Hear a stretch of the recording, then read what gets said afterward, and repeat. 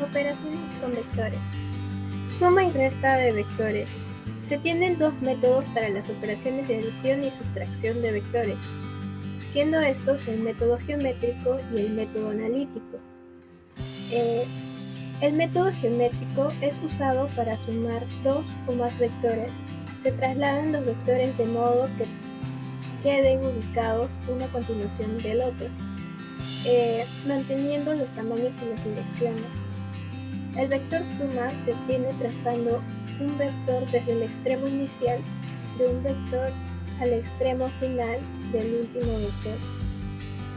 Para restar los vectores se toma la diferencia como suma, así como se observa en el ejemplo, debemos sumar A con -B. Método analítico. En este caso, cuando tenemos vectores y queremos sumarlos o restarlos, lo que debemos hacer es operar componente por componente. Método del paralelogramo. A diferencia de los métodos explicados anteriormente, este método solo se utiliza cuando queremos hallar la resultante de dos vectores, aplicando la regla de Poisson. Bueno, y seguimos con el método del polígono. El método del polígono se utiliza para sumar más de dos vectores, que consiste en emplear un vector a continuación del otro, de tal modo que un extremo de uno coincida con el origen del otro, y así sucesivamente, hasta emplear todos los vectores. La resultante cerrará el polígono, esta que irá desde el origen del primer vector hasta el extremo del último.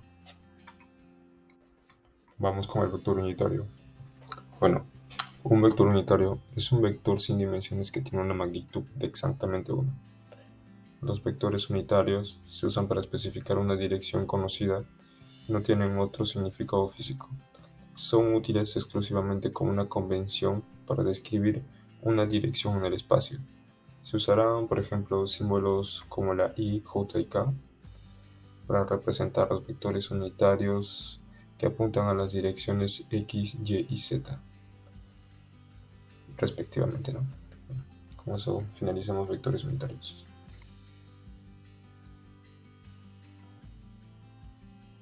Uno de los ejemplos que se podría dar en la vida cotidiana de los vectores es acerca del desplazamiento de un avión. Pero, ¿qué es el desplazamiento? El desplazamiento es una cantidad vectorial que siempre es un segmento recto dirigido desde un punto inicial hasta un punto final. Se representa con una flecha. Acá podemos ver el avión que parte desde una posición inicial hasta una posición final, en la cual eso depende solo del desplazamiento. El desplazamiento total del viaje de este avión sería 0. No importa no importa la distancia recorrida. También debemos indicar que no solo lo que tan rápidamente se desplaza, sino también en qué dirección va. La rapidez del avión combinada con su dirección también constituyen una cantidad llamada velocidad.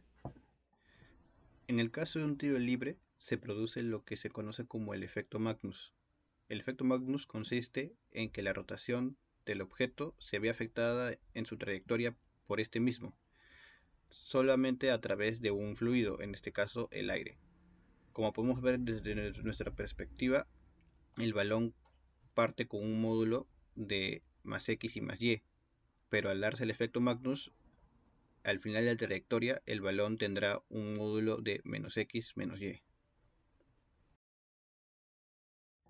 En el caso de empujar un bloque y este bloque al estar sobre el suelo, se produce el efecto de la fuerza de rozamiento o fricción, por lo que para poder mover el objeto en la dirección de la fuerza aplicada se debe aplicar una fuerza mayor a la fuerza de rozamiento.